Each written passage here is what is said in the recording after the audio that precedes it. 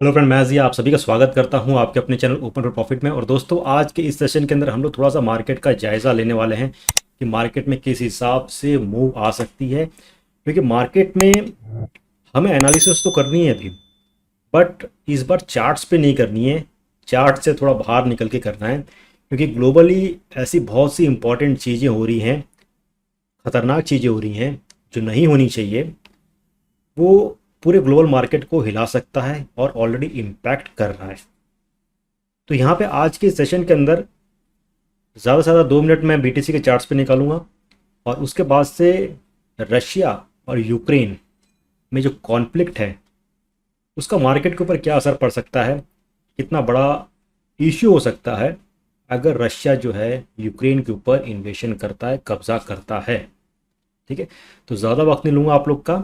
और इस वीडियो को स्टार्ट करने से पहले ये कहूँगा कि वीडियो पसंद आती है तो लाइक ज़रूर ठोक देना, और चैनल को अगर अभी तक सब्सक्राइब नहीं किया है तो भैया प्लीज़ सब्सक्राइब बटन पर क्लिक कीजिए, बेल आइकन पर क्लिक कीजिए, ताकि जो भी इंपॉर्टेंट नोटिफिकेशंस हैं वो आप लोग से मिस ना हो। ठीक है, तो ज़्यादा वक्त नहीं लूँगा, फटाफट चार्ट्स पे चलते हैं और देखते हैं आगे क्या हो सकता है। ठीक है, तो यहाँ पे देख सकते हैं क्रिप्टो का प्ले ग्राउंड है। और कल तक जहाँ पे हरी हरी घास उगी थी, आज पूरा लाल लाल मार्केट दिख रहा है। इस चर्चा को आगे लेके चलो, उससे पहले ये कहूँगा कि मार्केट में कोई इश्यू नहीं है। बिटकॉइन, ऑल्ट कॉइन सब अपनी अपनी जगह सही कर रहे हैं, किसी के अंदर कोई पैनिक वाली न्यूज़ है। जो पैनिक आ रहा है वो बाहर से आ रहा है। ओके, तो राइट नाउ बीटीसी की बात करते हैं, 42,331 के आसपास चल रहा है इस। और ये जो नीचे गया था लमसम 41,800 के आसपास गया था, जबकि 1 या 2 दिन पहले बीटीसी ने जो ऊपर की तरफ छलांग मारी थी 45,800 के आसपास, if I am not wrong. Ethereum 2900 के आसपास आ चुका है। ओके, और बीएनबी 400 के आसपास। ठीक है, तो ऑफकोर्स डाउन है, पूरा ग्लोबल मार्केट है वो नीचे है, तो ये भी सारी चीज़ें नीचे हैं। ओके, अब सीधा हम चार्ट्स पे चलते हैं। अगर सपोज कीजिए मार्केट में ये पैनिक वाली न्यूज़ नहीं होती, ओके, रशिया वाली, तो अभी तक बीटीसी 50 के आसपास होता। And we never know, market में कभी भी रुख बदल सकता है। हम लोग यहाँ पे थे 50 मूविंग एवरेज से ऊपर था, अच्छा खासा चल रहा था। और उसके बाद यहाँ से जो मार्केट नीचे गिरा है, डेट इज़ बिकॉज कि यूएस की तरफ से एक अच्छा खासा स्टेटमेंट ये निकला है कि बहुत ज़्यादा चांसेस हैं कि रशिया जो है वो यूक्रेन के ऊपर हमला करेगा। और ये कुछ लगभग ट्यूसडे के आसपास हो सकता है। और ऑलरेडी उन्होंने अपने जो भी सिटीजन्स हैं सबको कंट्री को खाली करने को कहा है। अगर आप यहाँ पे भी देखोगे तो नैस्डैक गिरा है, यूरोपियन मार्केट्स गिरे हुए हैं, एशियन मार्केट्स में अच्छी खासी गिरावट है। अब आप में से बहुत सारे लोग ये भी सोच रहे होंगे कि ठीक है, रशिया और यूक्रेन के अंदर भैया टेंशन है, तो ग्लोबल मार्केट्स में काहे इतना उथल पुथल है। ठीक है, काहे क्रिप्टो नीचे आई है। क्रिप्टो तो भाई अच्छा खासा ऊपर चल रहा था, अच्छा खासा प्रॉफिट थी, चंद घड़ियों की खुशी मिलती है, फिर कुछ ना कुछ मार्केट में होता है, नीचे आ जाता है। खैर, चिंता करने वाली बात नहीं है। बस ये आप समझ लेना कि अगर नीचे आता है तो ये एक आपको एक सेकंड अटैम्प्ट मिल जाएगा to grab something at dip price, जबकि प्राइस अच्छी खासी ऊपर होनी चाहिए। खैर, तो बात करते हैं कि ये दोनों कंट्री की वजह से ग्लोबली क्यों इतना ज़्यादा इम्पैक्ट हो रहा है। देखिए, इम्पैक्ट इसलिए हो रहा है कि यहाँ पे सबसे पहले हमें ये समझना पड़ेगा नेटो को। NATO is nothing but North Atlantic Treaty Organization. इसके अंदर 12 कंट्रीज़ हैं, अपार्ट फ्रॉम आप यूएसए इसके अंदर, देन कनाडा है, यूके है, और उसके साथ फ्रांस भी है। ये बड़ी बड़ी पावरफुल कंट्रीज जो हैं ये भी इंक्लूडिंग है। ओके, रशिया इनके अपोजिट है। ओके, और ये जो 12 कंट्रीज जो हैं ये यूक्रेन से सटे हुए हैं। मैं यहाँ पे आपको मैप पे दिखाने की कोशिश करता हूँ, यहाँ पे। ठीक है, ये रशिया है, ये 12 कंट्रीज़ वगैरह यहाँ पे हैं, थोड़ा सा ब्लरी पिक्चर है। यूक्रेन हो गया, बेलारूस हो गया, देन लिथुआनिया हो गया, लाटविया, एस्टोनिया, ये सारी कंट्रीज़ हैं। ओके, तो इनको हम कहते हैं बाल्टिक नेशंस कहते हैं। क्यों? क्योंकि यहाँ से बाल्टिक सी जाती है, उससे सटे हुए हैं। तो इस हिसाब से जो नॉलेज मेरे को है उस हिसाब से मैं आपको समझा रहा हूँ। ठीक है, अब यहाँ पे चिंता यही जताई जा रही है कि भाई रशिया अगर यूक्रेन पे अटैक करेगा, कब्ज़ा करता है, तो बहुत ज़्यादा चांसेस हैं ये अटैक के अंदर बाकी जो बाल्टिक नेशंस हैं वो भी इन्वॉल्व हो सकती हैं, और उसके बाद से और जो खतरा है और बढ़ सकता है। क्योंकि आगे जो हम और न्यूज़ देखते हैं कि Baltic states tout US approved weapon shipments to Ukraine. मतलब कि बाल्टिक स्टेट्स जो थे, जो भी यूक्रेन से लगे हुए थे, उनको यूएस से अप्रूवल मिल गया है कि भाई जो भी वेपन्स वगैरह हैं वो आप आसानी से अब यूक्रेन को सप्लाई कर सकते हैं अगर लड़ाई वड़ाई करने की ज़रूरत पड़ी तो। ओके, तो वो सारी चीज़ें सप्लाई अप्लाई चल रही है और वो सारे जो है वो यूक्रेन की तरफ से सपोर्ट कर रहे हैं। ओके, बट रशिया जो है वो अपनी तरफ एक अलग मजबूत देश है, तो दोनों की तरफ से यही कह सकते हैं कि अच्छी खासी जो ट्रूप है वो डिप्लॉय की जा रही है। और उसके साथ ही यूएस ने भी अपने जितने सिटीजन्स थे और अपने एम्बेसी वगैरह सारे लोगों को बुला लिया है, और बाकी जो कंट्रीज़ हैं वो भी अपने अपने सिटीजन्स को यूक्रेन से बुला रहे हैं, रशिया वगैरह से वापस से रिटर्न कर रहे हैं।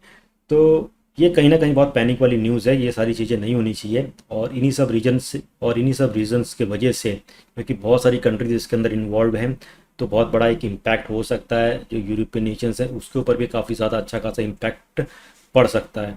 इधर भी आप क्लियर कट पढ़ सकते हो कि US warns of distinct possibility Russia will invade Ukraine with in days.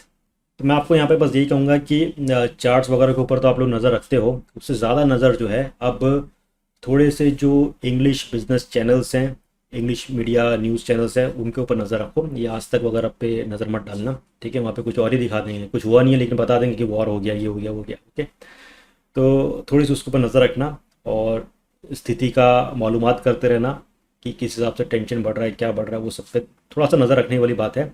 और अगेन ट्यूसडे तक जो है वो थोड़ा सा मार्केट ऊपर नीचे हो सकता है। वीकेंड्स का दिन है, यूएस मार्केट से बंद है मंडे को। अब ये जो बयान निकल के हैं उसका ग्लोबल मार्केट जो यूएस मार्केट के ऊपर भी अच्छा खासा इम्पैक्ट पड़ सकता है। हो सकता है कि हम बहुत तेज़ी से सारे मार्केट्स को नीचे दिखें। ओके, क्योंकि ट्यूसडे को बताया जा रहा है या कमिंग वीक के अंदर सब कुछ हो सकता है, अटैक हो सकता है, ऐसा हो रहा है। बट वी नेवर नो क्या हो सकता है क्या नहीं हो सकता है। बट जो ज़्यादा पॉसिबिलिटीज़ हैं वो इसी हिसाब से लग रही है, बिकॉज जो यूएस की तरफ से बाकी कंट्रीज़ की तरफ से अपने अपने सिटीजन्स को बुलाया जा रहा है, तो कुछ ना कुछ मतलब बुरा होने की उम्मीद लग रही है। ओके, और इसका इम्पैक्ट जो है ऑफकोर्स मार्केट के ऊपर पड़ सकता है। ठीक है, तो थोड़े से ग्लोबल मार्केट जो न्यूज़ है उसके ऊपर हमें नज़र बना के रखनी है। अब थोड़ी सी पॉजिटिव न्यूज़ की बात करते हैं। तो US treasury reiterates that the IRS won't consider crypto miners, stakers और कोडर्स टू बी ब्रोकर्स। उनके ऊपर से थोड़ा सा टैक्स वगैरह बच जाएगा, तो ये एक पॉजिटिव थोड़ी सी न्यूज़ है, वो भी आप लोग पढ़ सकते हैं। Again ripple partners with digital euro think tank, तो ये चल रहा है, बट अगेन बहुत हल्का फुल्का चल रहा है। रिपल का एक्सा और एसईसी का जो केस है वो भी बहुत उलझा हुआ है। ठीक है, सो वी नेवर नो क्या आउटकम निकल के आएगा। We have still better options apart from XRP and all, तो उनके ऊपर नज़र रखनी है।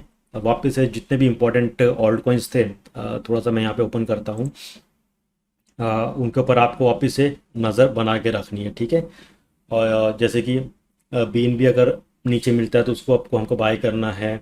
सोल आता है, डॉट आता है, और मेटावर्स वाले जो कॉइन्स है वो आपको नीचे मिलते हैं, तो उनके ऊपर भी आपको नज़र बना के रखनी है और एंट्री आप ले सकते हो। ठीक है, 33 के आसपास एक मौका मिला था, नहीं लिया था, वापस अगर इनकेस अगर मौका मिलता है।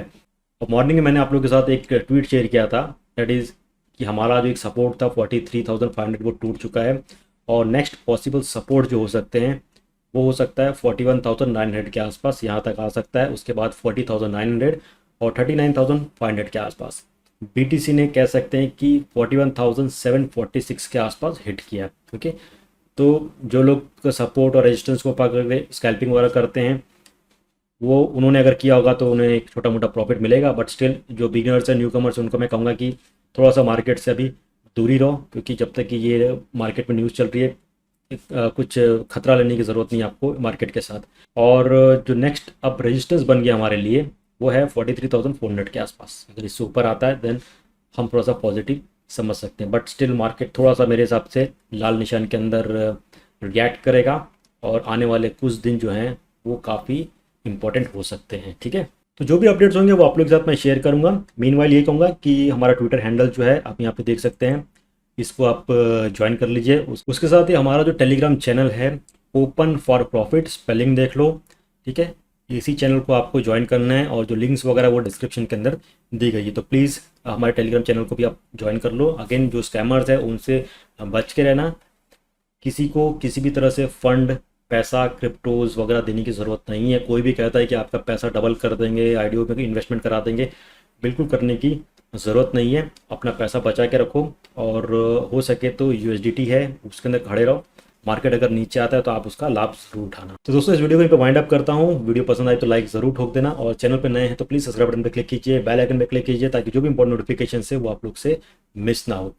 जल्द मिलेंगे, तब तक के लिए take care, have a great day.